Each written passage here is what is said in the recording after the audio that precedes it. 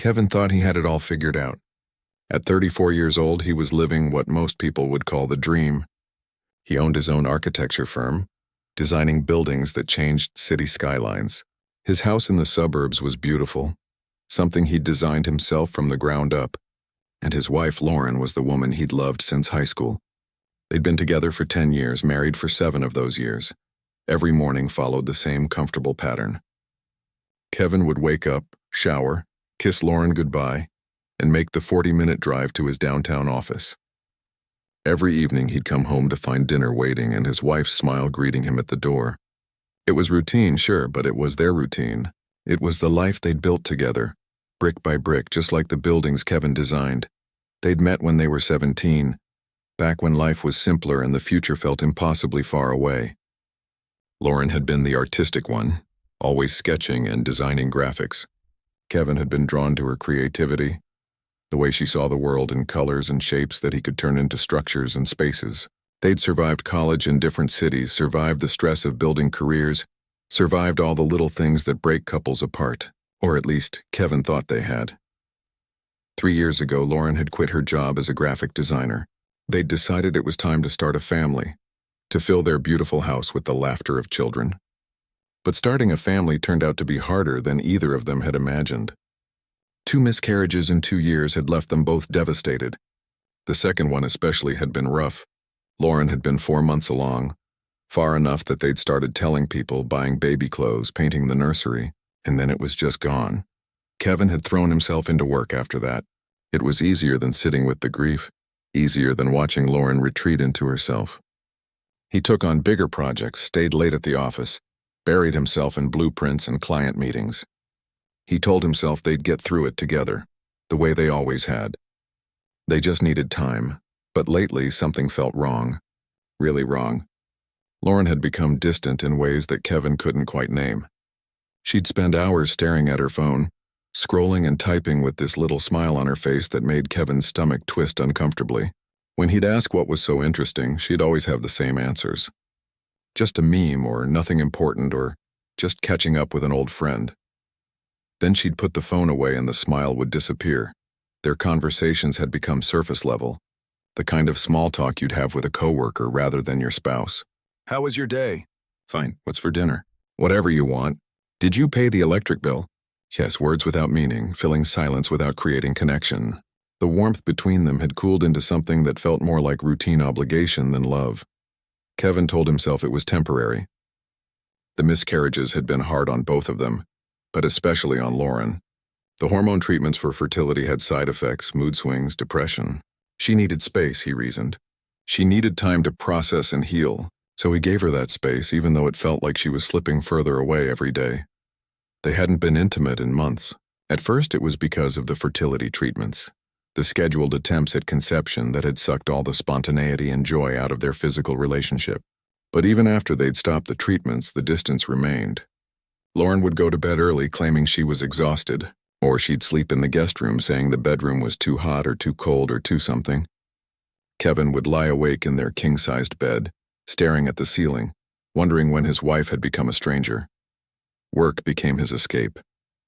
He'd taken on the biggest project of his career, designing a new community center that would serve thousands of families. It was meaningful work, important work, and it kept his mind occupied during the day. But the nights were harder. Coming home to a quiet house, to a wife who barely looked at him, to conversations that went nowhere. It was slowly eating away at him. On a Tuesday in late September, everything changed. Kevin had a client meeting scheduled for 2 in the afternoon, but the client called that morning to reschedule. Some family emergency that couldn't wait. Kevin looked at his calendar and realized he had nothing urgent pending. His afternoon was suddenly wide open. He made a decision on impulse. He'd go home early, surprise Lauren. Maybe they could go out to dinner, just the 2 of them. No talk about fertility or work or anything heavy. Just reconnect. Remember why they'd fallen in love in the first place. It had been too long since they'd done that. Kevin stopped at the florist on the way home. He bought white lilies, Lauren's favorite flowers. She'd carried them in her wedding bouquet 7 years ago. He remembered how beautiful she'd looked that day, walking down the aisle with tears of joy in her eyes, promising to love him forever. He wanted to bring back some of that feeling, that certainty that they belonged together. The drive home felt longer than usual, even though there was barely any traffic. Kevin's mind wandered to better times.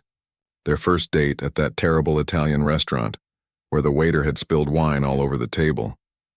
The night he'd proposed on the beach at sunset, so nervous he'd almost dropped the ring in the sand. Their honeymoon in Greece, exploring ancient ruins and swimming in impossibly blue water. When had things gone so wrong? He pulled into the driveway at 3 in the afternoon, much earlier than his usual 6 o'clock arrival. Lauren's car was in the garage, which made sense. She was always home these days, ever since she'd quit working. But there was another car, too. A silver sedan parked on the street right in front of their house. Kevin frowned at it. He didn't recognize the car. Probably belonged to a neighbor having guests over, he thought. Nothing unusual about that. Kevin grabbed the lilies and walked up to the front door. He reached for his keys, already imagining Lauren's surprise and hopefully her smile. But then he heard something that made him pause with his hand on the doorknob. Laughter. Lauren's laughter. The real kind. Not the polite chuckle she gave when something was mildly amusing. This was genuine, full-throated laughter, the kind she used to give him back when things were good between them. He hadn't heard her laugh like that in months, maybe longer, and then he heard a man's voice. Low and warm, saying something Kevin couldn't make out through the door. More laughter followed from both Lauren and the mystery man. Kevin's heart started pounding hard in his chest. His mind immediately went to the worst possible scenario, an affair. His wife was having an affair and he'd come home early and caught her with another man in their house. In the house he'd designed for them, the house that was supposed to be their forever home. Part of him wanted to turn around, get back in his car, drive away, and pretend he'd never heard that laughter. Ignorance was bliss, right? If he didn't open the door, he wouldn't have to face whatever was on the other side. He could keep living in his comfortable denial, believing that time would fix everything, that their marriage would magically heal itself. But he couldn't do that. He needed to know, even if the truth destroyed him, even if what he found on the other side of that door shattered his entire world, he couldn't not know. The not knowing would be worse. It would eat away at him forever. Kevin's hand was shaking as he turned the doorknob. He pushed the door open slowly, part of him still hoping he'd misunderstood, that there was some innocent explanation for male laughter in his living room on a Tuesday afternoon. The scene that greeted him wasn't what he'd expected. It was worse than anything his panicked mind had conjured up in those few seconds of imagination. Because this wasn't simple. This wasn't just about betrayal or infidelity. This was something deeper, more complicated, more life-altering than he could have ever imagined. The flowers slipped from Kevin's hand and hit the hardwood floor with a soft thump. He stood frozen in the doorway, unable to move, unable to speak, unable to process what his eyes were showing him. His whole world had just shifted on its axis, and nothing would ever be the same again. Lauren was sitting on their living room couch, and she wasn't alone. Next to her sat a man Kevin had never seen before. He looked to be in his mid-30s, dressed casually in jeans and a button-down shirt, with an easy smile that died the instant he saw Kevin standing in the doorway. Between them on the coffee table were photograph albums. Their wedding album was open to a picture of Kevin and Lauren cutting the cake, both of them young and radiantly happy. But that wasn't what made Kevin freeze. That wasn't what made his brain stop working and his heart feel like it had stopped beating. It was the child. A little girl, maybe 4 or 5 years old, was sitting on the floor surrounded by toys. She had dark curly hair pulled into 2 ponytails, big brown eyes, and a smile that showed she was missing her front tooth. She was playing with a dollhouse, completely absorbed in her own little world, humming a tune Kevin didn't recognize. Kevin tried to make sense of what he was seeing. A strange man, a child, his wife, their wedding photos spread out on the coffee table like they were taking a trip down memory lane together. None of it made any sense. Lauren's face had gone completely white. All the color drained out of it in an instant. The man stood up quickly, looking guilty and uncomfortable, and the little girl looked up at the sound of the flowers hitting the floor, her expression curious but not scared. Kevin. Lauren's voice came out strangled, barely above a whisper. "You're home early," that was all she could say. Not an explanation, not an introduction. Just a statement of the obvious that hung in the air between them like an accusation. Kevin still couldn't speak. His brain was trying to process the scene in front of him, trying to find some logical explanation. Maybe this was a neighbor he'd never met. Maybe they were babysitting. Maybe this was some kind of surprise party preparation. His mind grasped at anything that would make this make sense. Who is this? Kevin finally managed to choke out. What's going on? Kevin, I can explain, Lauren said, standing up. Her hands were shaking. Please, can we talk? Maybe in the other room? Privately? No. The word came out harsher than Kevin intended. The little girl flinched at his tone, her eyes going wide. No, Lauren. You're going to explain right now. Who is this man? And who is this child? The man stepped forward, and Kevin noticed he was holding himself in a protective stance, like he was ready to shield the little girl if needed. I'm Christopher Wilson, and this is my daughter Maya. Your daughter. Kevin repeated the words, but they didn't help clarify anything. What was this man's daughter doing in his living room? Playing with toys like she belonged there. Lauren took a step toward Kevin, tears already streaming down her face. Kevin, please, just let me explain everything. It's not what you're thinking. What am I thinking, Lauren? Because right now I don't know what to think. I come home early to surprise my wife, and I find her looking at our wedding photos with some strange man while his kid plays on our floor. So please enlighten me. What should I be thinking? Christopher bent down and picked up Maya, who was starting to look frightened by the raised voices. Maybe I should take Maya outside for a minute. No, Kevin said sharply, pointing at him. You don't move. Nobody moves until someone tells me what the hell is going on in my own house. Lauren was crying harder now, her whole body shaking. She wiped at her tears with trembling hands. Christopher and I know each other. From before I met you. We dated briefly in high school, right before you and I got together. After graduation, we lost touch completely. I hadn't seen him or talked to him in over 15 years. Kevin felt his stomach drop. Okay, so this is an ex-boyfriend. Great. That still doesn't explain why he's in our house. Why his daughter is playing in our living room like this is normal. Lauren looked at Christopher, then down at the floor, then finally back at Kevin. When she spoke, her voice was so quiet he almost didn't hear her. Maya isn't just his daughter, Kevin, she's mine too. The world tilted sideways. Kevin grabbed the door frame to keep from falling. What did you just say? I had a baby, 6 years ago. Before we got married. I gave her up for adoption. Christopher and his wife adopted her. I never told you because I didn't know how. Because I was ashamed. Because I thought you'd judge me or leave me if you knew. Kevin felt like someone had punched him in the gut. All the air left his lungs. He couldn't breathe. Couldn't think. His wife had a child. A 6-year-old daughter that he'd never known about. In 10 years of being together, she'd never mentioned it. Not once.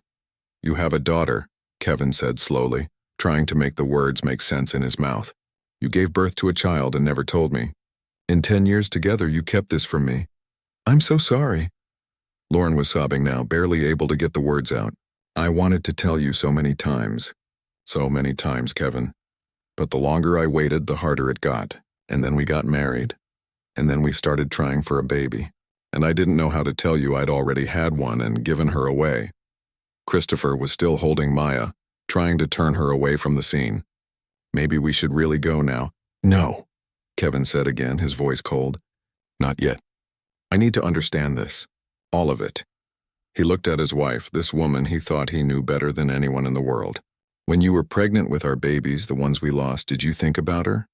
Did you think about the child you gave away while we were trying so hard to have one? Lauren flinched like he'd slapped her. Every day. I thought about her every single day. That's part of why the miscarriages were so hard, because I kept thinking it was punishment for giving her up. And this? Kevin gestured at Christopher and Maya. How long has this been going on? How long have you been seeing them behind my back? Lauren couldn't meet his eyes. Christopher reached out to me about 6 months ago. On social media. We started talking and he told me about his wife passing away. About how Maya was struggling. About how maybe it would help if I could be part of her life. 6 months. Kevin felt sick. You've been lying to me for 6 months. I wasn't trying to hurt you, but you did. Kevin's voice rose and Maya started crying in Christopher's arms. He took a breath, trying to calm down. The kid didn't deserve to be scared. None of this was her fault. You did hurt me, Lauren. You lied to me about who you are, about your past. About what you're doing with your time. What else have you been lying about? Nothing. I swear nothing else. Kevin, please, I love you. This doesn't change that. Doesn't change it? Kevin laughed, but there was no humor in it. Lauren, you fundamentally changed everything. Every conversation we've had about having kids, every moment of grief we've shared over the miscarriages, all of it was built on lies. How am I supposed to believe anything you say? Christopher finally spoke up. Look, I know this is a terrible situation and it's partly my fault. I'm the one who pushed Lauren to reconnect, but I want you to know, there's nothing romantic between us. She's just trying to help my daughter through a difficult time. I don't care what you want me to know, Kevin said coldly. This is between me and my wife, or at least the woman I thought was my wife. Turns out I don't know her at all. He looked at Lauren, at the tears streaming down her face, at the guilt and fear in her eyes. Part of him wanted to comfort her, to hold her and tell her it would be okay. But a bigger part of him felt betrayed so deeply that he couldn't imagine ever trusting her again. Get out, Kevin said quietly. Kevin, Lauren started. Not you. Them. He pointed at Christopher and Maya. Take your daughter and leave my house. Now. Christopher nodded quickly, clearly relieved to escape. He grabbed a jacket from the back of the couch and headed for the door. But Maya squirmed in his arms, looking back at Lauren. But Daddy? Rachel said we could have cookies, the little girl said, her small voice cutting through the tension. Rachel. Not the nice lady or that woman. Rachel. Lauren's middle name, the one she never used. They'd been doing this long enough that the kid had a name for her. Long enough for promises of cookies and comfortable visits. Kevin felt something break inside him. How many times? He asked Lauren. How many times have they been here? This is the first time, Lauren said quickly. I swear, Kevin. We usually meet at parks or restaurants. Maya asked to see where I lived, and I thought maybe it was time to tell you. That's why Christopher came today, to help me figure out how to explain everything. Well, mission accomplished, Kevin said bitterly. I know everything now. Christopher carried Maya out quickly, murmuring reassurances to her. The door closed behind them, and suddenly the house was silent except for Lauren's quiet crying. Kevin stood in the entryway, surrounded by the fallen flowers, and tried to figure out what to do next.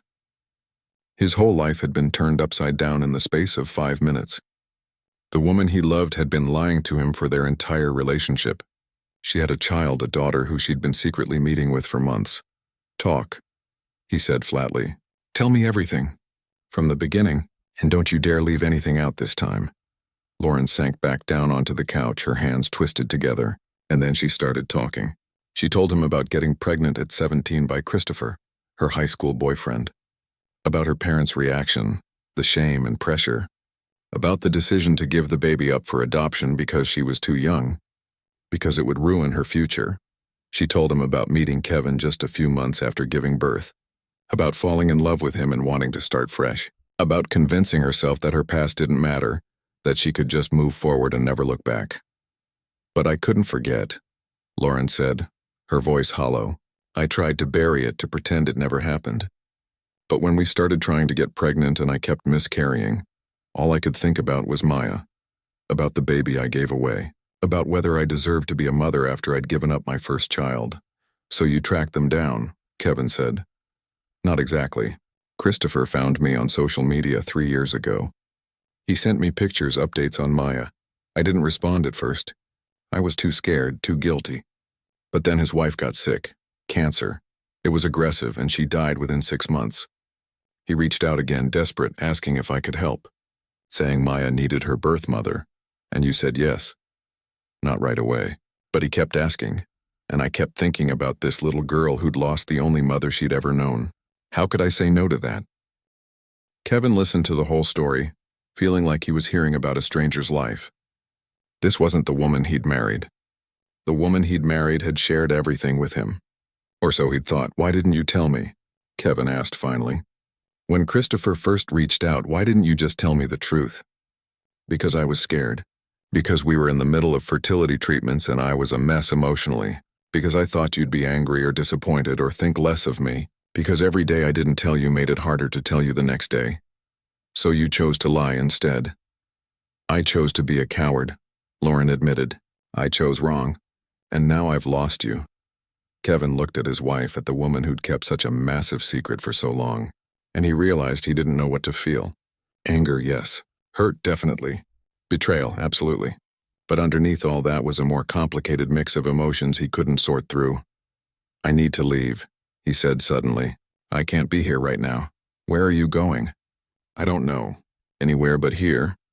He grabbed his keys and walked out, leaving Lauren crying on the couch.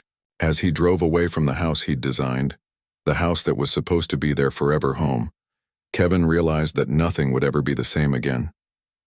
His marriage, his trust, his entire understanding of his life had just been shattered, and he had no idea how to put the pieces back together. Kevin drove for hours without any destination in mind. He just needed to move, to get away from that house and the bomb that had exploded in his living room. The sun was setting, painting the sky in shades of orange and pink that he barely noticed. His mind kept replaying the scene over and over. The little girl on the floor. Lauren's face when she admitted the truth. The wedding photos spread out on the coffee table like mockery of everything they'd promised each other. His phone kept buzzing with calls and texts from Lauren. He ignored them all. What could she possibly say that would make this better? What explanation could undo 10 years of lies? Around 8 in the evening, Kevin found himself pulling up to his brother's house. He sat in the driveway for a long moment, trying to figure out how to even begin explaining this situation. Finally, he got out and knocked on the door. Brandon opened it, took one look at Kevin's face, and stepped aside without a word. "Come in. You got anything to drink?" Kevin asked. "That bad, huh?" "Worse than you can imagine." They ended up on Brandon's back porch with a bottle of whiskey between them. Brandon was 3 years older than Kevin. Divorced 2 years ago after his wife had cheated on him. If anyone could understand betrayal, it was him.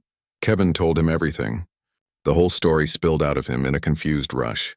The early arrival home, the strange car, the man and the child, Lauren's confession about having a daughter she'd given up for adoption, the 6 months of secret meetings. The lies stacked on top of lies. Brandon listened without interrupting, his expression growing more shocked with each detail. When Kevin finally finished, his brother let out a long breath. "That's heavy, man. That's really heavy." "I don't even know who I'm married to anymore," Kevin said, staring at the whiskey in his glass. "I thought I knew everything about her. Turns out I didn't know anything. What are you going to do?" "I don't know. Part of me wants to file for divorce tomorrow. Just end it, cut my losses, move on. But part of me keeps thinking about the 10 years we had together."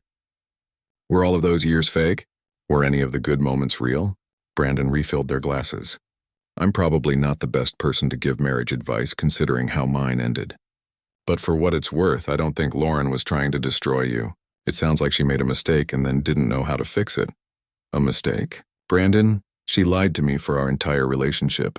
She let me think I knew her when she was hiding this massive part of her life. We went through fertility treatments, miscarriages, all of it. And she never once mentioned that she'd already had a child." "How is that just a mistake?" "I didn't say it was just a mistake. I said it started as one. Look, I'm not defending what she did.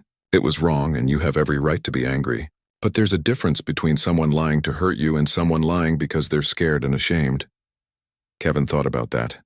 Did the intention matter when the result was the same?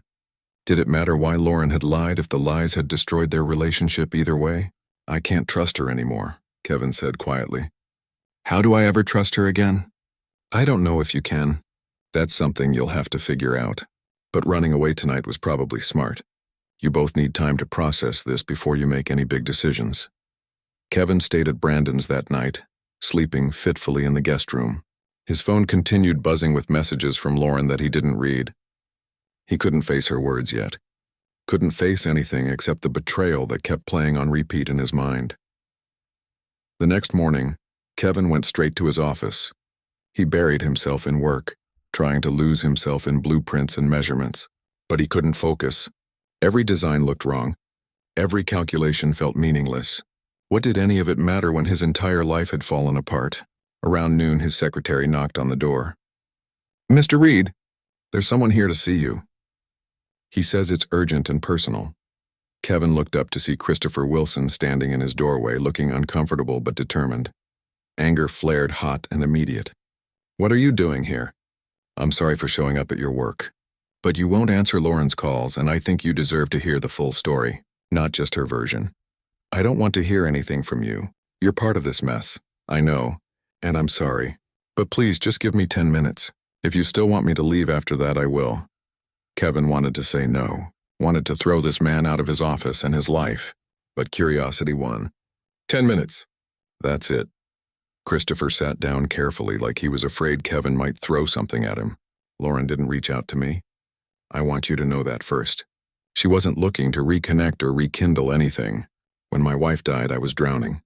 Maya was falling apart, asking questions about her birth mother that I couldn't answer. I found Lauren on social media and I reached out. I pushed her to meet us. I guilted her into it. So this is your fault? Partly, but Lauren made her own choices. She could have told you from the beginning. She chose not to. But I want you to understand something important. This wasn't an affair. There's nothing romantic between Lauren and me. She's been helping with Maya because my daughter needed her. That's all. That's all. Kevin laughed bitterly. She's been lying to me for months, sneaking around, meeting with you, playing mom to a kid I didn't know existed. How is that nothing? Christopher leaned forward, his expression earnest.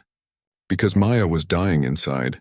After her mom passed, she stopped eating, stopped sleeping, started having these nightmares that would leave her screaming for hours. Nothing I did helped. Then Lauren came into her life and something changed. Maya started smiling again, started eating, started healing. Lauren has this calming effect on her that I can't explain. Maybe it's biological.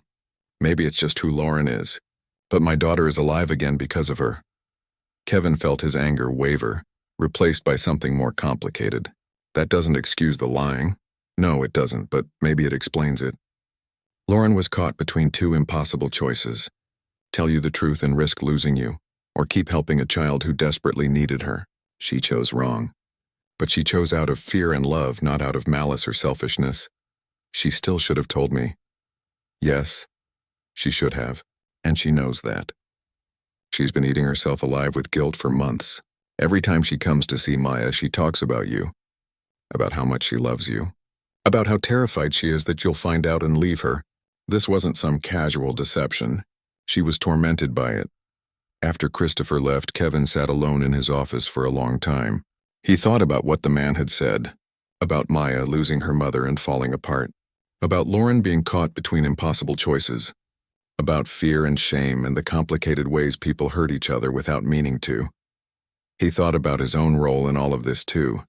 Had he created an environment where Lauren felt she couldn't tell him the truth? He'd always prided himself on having the perfect life, the perfect marriage, the perfect plan for the future. Had that perfectionism made Lauren afraid to show him her messy, complicated past? Kevin had always known Lauren had a life before him. Of course she did. Everyone has a past. But he'd never asked too many questions about hers. He'd been so focused on building their future together that he'd never really dug into where she'd come from, what had shaped her, what scars she might be carrying. That evening, Kevin finally read Lauren's messages. There were dozens of them, ranging from desperate apologies to explanations to simple pleas for him to just talk to her. The most recent one, sent just an hour ago, simply said, "I understand if you never want to see me again. But please know that I love you. I've always loved you." That part was never a lie.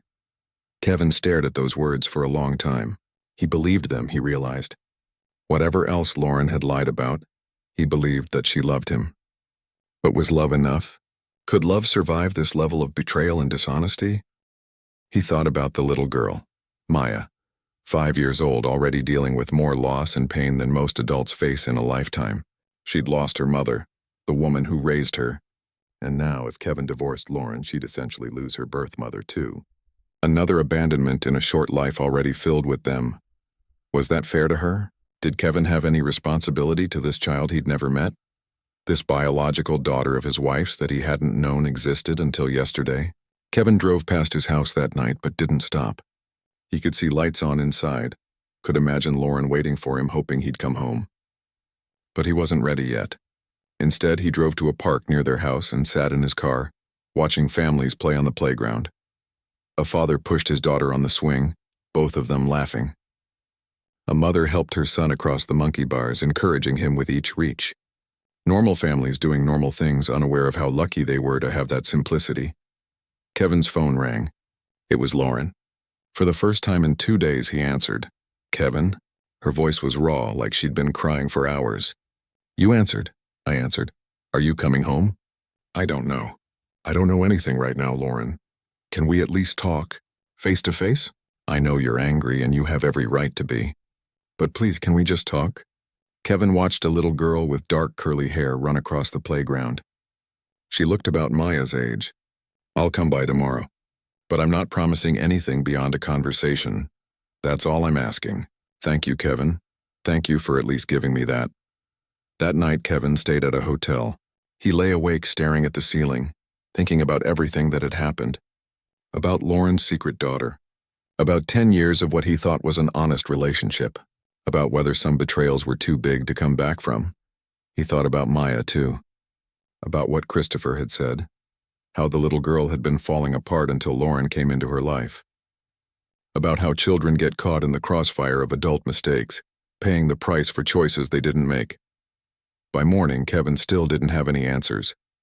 But he had questions. So many questions, and he owed it to himself, to Lauren, and maybe even to Maya, to at least try to find the answers before making any final decisions. He drove to the house the next morning, the house he'd designed with so much hope and love. Lauren opened the door before he could knock, like she'd been watching for him. She looked terrible.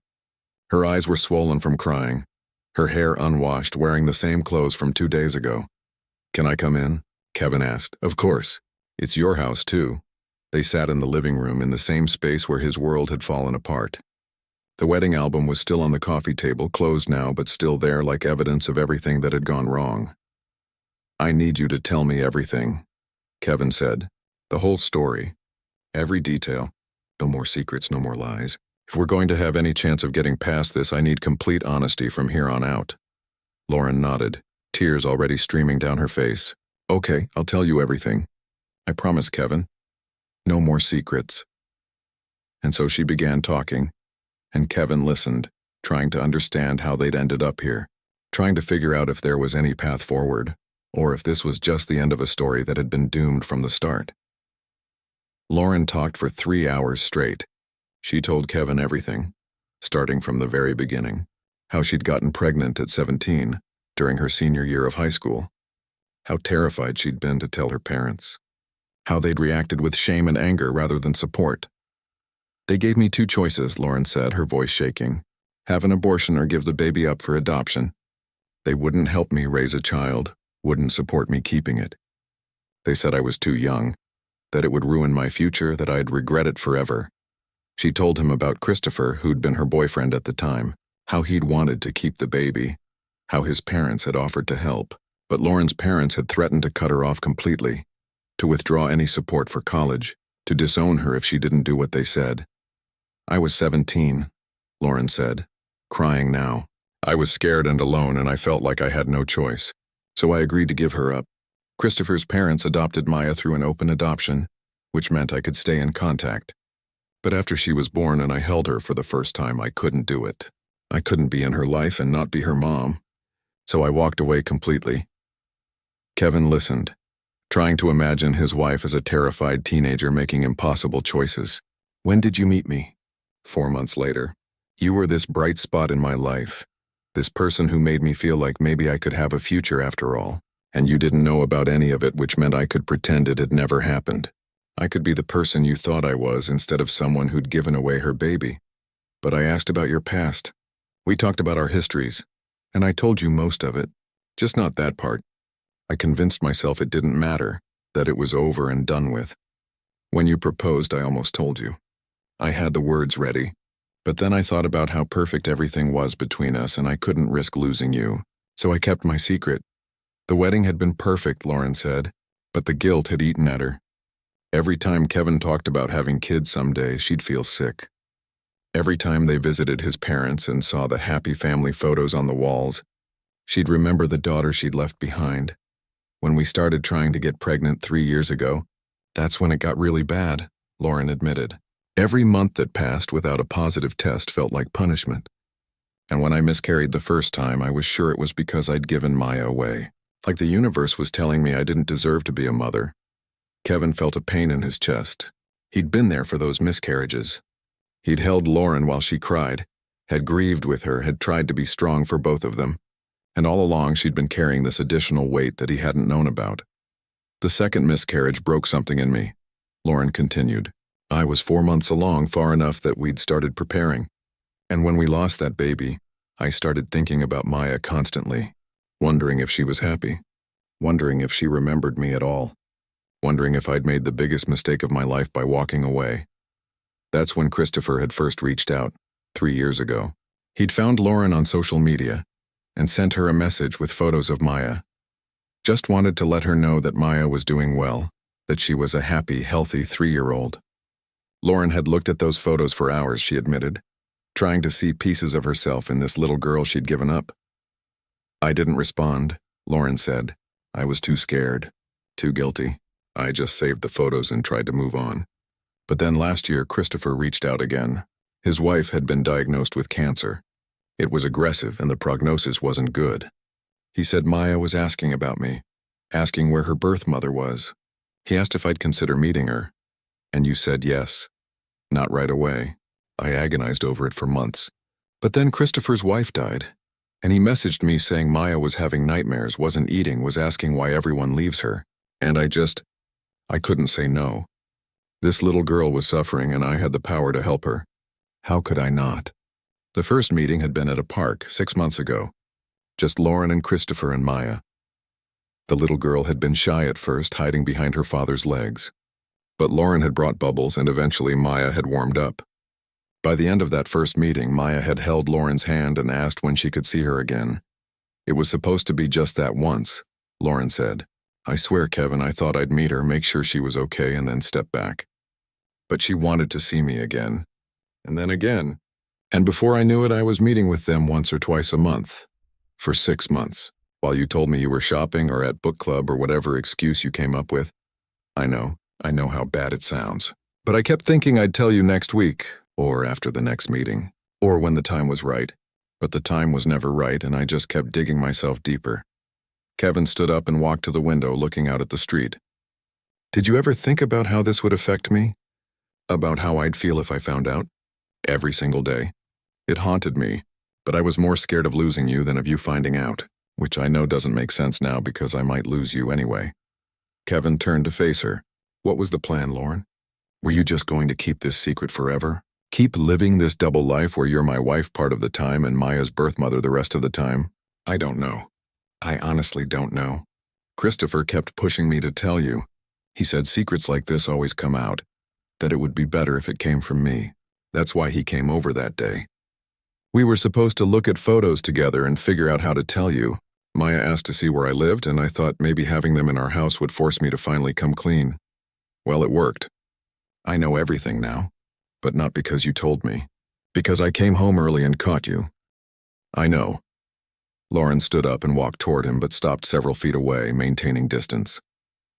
Kevin, I understand if you can't forgive me. I understand if this is too big to come back from. But I need you to know that I love you. I've always loved you. Everything we built together was real. My feelings for you have never been a lie. Kevin looked at his wife, at the woman he'd loved for 10 years, and he realized that part of him still loved her even now, even through the anger and betrayal and hurt. But love wasn't enough. Trust mattered too, and right now he didn't know if he could ever trust her again. I need time, he said finally. I need space to figure out how I feel about all of this. I'm going to stay at Brandon's for a while. How long? I don't know. As long as it takes. He turned to leave, but Lauren's voice stopped him. Kevin, can I ask you something? What, would you consider meeting Maya? Properly, I mean. Not like the other day when everything was chaos, just meeting her. Getting to know her. So you can understand why this has been so hard for me. Kevin's first instinct was to say no. He didn't want to get involved with this child, this complicated situation. But something in Lauren's eyes, something desperate and pleading, made him hesitate. Why? Why would I do that? Because she's part of my life now. And if there's any chance of us working through this, you need to understand that part. You need to see who she is. Kevin didn't answer. He just walked out, leaving Lauren standing alone in their living room, surrounded by the pieces of their broken life. He stayed at Brandon's for a week. 7 days of barely sleeping, barely eating, trying to figure out what he wanted. His brother didn't push him to talk, just gave him space and whiskey and occasionally reminded him to eat something. Kevin went to work, went through the motions, came back to Brandon's and stared at the ceiling. His phone buzzed constantly with messages from Lauren. Some were apologies, some were updates about Maya. Some were just saying she loved him and missed him. He read them all but didn't respond. On day 8, Kevin woke up and realized he needed to make a decision. He couldn't stay in this limbo forever. He either needed to commit to working on his marriage or commit to ending it. There was no middle ground, so he called Lauren. "I'll meet her," Maya set it up. "Really?" Lauren's voice was filled with shock and hope. "You will?" "I need to understand the full picture before I make any final decisions." "So yes, I'll meet her. But Lauren, this doesn't mean everything is fixed. This is just information gathering." "I understand. Thank you, Kevin. This means everything." The meeting was arranged for Sunday afternoon at a park. Kevin drove there alone, his stomach in knots. He had no idea what to say to a 5-year-old girl who was his wife's biological daughter. No idea how to act or what to do. He saw them from the parking lot. Christopher pushing Maya on a swing, the little girl laughing and shouting, "Higher, Daddy, higher." Then he saw Lauren walking toward them from another direction and watched as Maya's whole face lit up.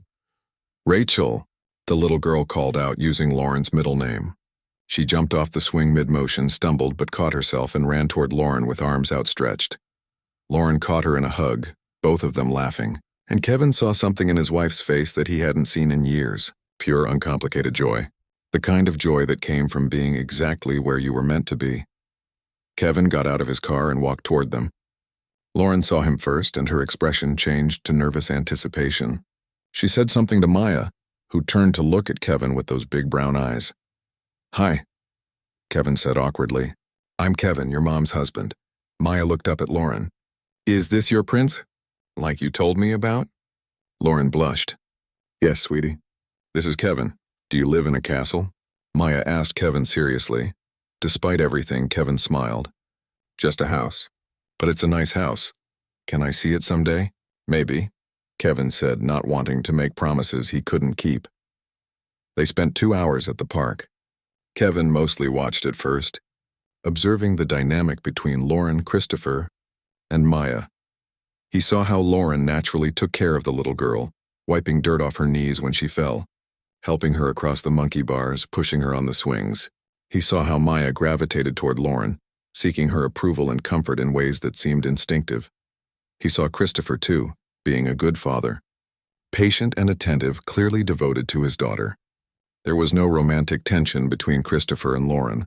Kevin could see that now. They interacted like old friends united by a shared responsibility, not like former lovers rekindling anything, and he saw Maya, a smart, funny, resilient little girl who'd already lost so much but still found joy in simple things. She showed Kevin her rock collection, explained in great detail why purple was the best color, and asked him approximately 200 questions about everything from his job to his favorite food, to whether he thought unicorns were real. At one point, Maya brought Kevin a dandelion. "This is for you," she said solemnly. "Because Rachel says you make buildings. Maybe you can make one with flowers on it." Kevin took the dandelion, his throat suddenly tight. "That's a good idea. Maybe I will." On the drive home, Kevin thought about everything he'd witnessed, about Lauren's joy when she was with Maya, about the little girl who'd clearly bonded with his wife, about Christopher trying to raise a daughter alone while grieving his wife, about how messy and complicated real life was compared to the perfect plans Kevin had always made. He thought about his own father, who'd always said that life was what happened while you were busy making other plans. Kevin had spent so much time designing the perfect life that he'd forgotten life rarely follows the blueprint. That evening, Kevin called Lauren. "We need to talk. Really talk. I'm here. Whatever you need to say, I'm ready to hear it. I'll come by tomorrow after work. And Lauren, I'm not making any promises, but I'm willing to try." He heard her breath catch, heard what might have been a sob of relief. "That's all I can ask for. Thank you, Kevin. Thank you for giving us a chance." Kevin hung up and stared at the dandelion he'd brought home, now sitting in a glass of water on Brandon's kitchen counter. His life would never be what he'd planned, but maybe, just maybe, it could be something different. Something messier and more complicated, but also more real. He just had to decide if he was brave enough to try. Kevin drove to the house the next evening after work, his mind a storm of conflicting thoughts. He'd spent the whole day replaying the park visit in his head. Maya's laughter. Lauren's joy. The way the little girl had looked at him with those big, trusting eyes and handed him a dandelion like it was the most precious gift in the world. He still didn't have all the answers. But he'd decided one thing during his sleepless night. Walking away might be easier, but it wouldn't give him peace. He needed to at least try to understand, to see if there was a path forward through all this mess. Lauren was waiting for him when he pulled into the driveway. She opened the door before he could knock, looking nervous and hopeful in equal measure. "Come in," she said softly. They sat in the living room again, but this time the energy was different. Less explosive anger, more quiet determination to figure things out. "I met Maya," Kevin started. "She's a good kid, she is. She's been through so much, but she's so resilient, so full of life. I can see why you couldn't walk away from her, especially after Christopher told you she was falling apart." Kevin paused, choosing his words carefully. "But Lauren, you have to understand how betrayed I feel. Not just because you lied, but because you didn't trust me enough to tell me the truth. Did you really think I'd judge you for having a baby when you were 17? Lauren twisted her hands together.